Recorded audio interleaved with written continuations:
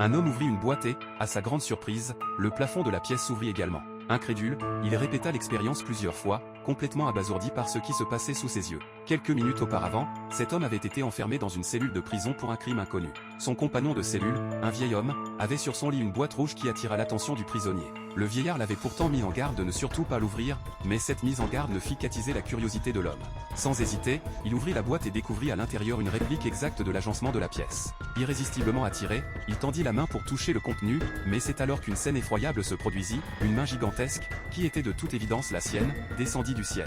L'homme resta pétrifié sur place. Il leva les yeux vers le plafond, qui était intact. Pour s'assurer qu'il ne s'agissait pas d'une hallucination, il posa la boîte par terre, fixa le plafond et l'ouvrit à nouveau. Incroyablement, le plafond s'ouvrit en même temps. Intrigué par cet événement surnaturel, il eut une autre idée saugrenue. Il tendit la main vers son double miniature dans la boîte et, à sa grande surprise, sa propre main apparut réellement. Incrédule, il la toucha, puis baissa les yeux pour regarder son alter ego dans la boîte, qui faisait exactement les mêmes gestes que lui. L'homme comprit enfin que tout ce qui se trouvait dans la boîte était une réplique de la pièce. Une idée audacieuse germa alors dans son esprit.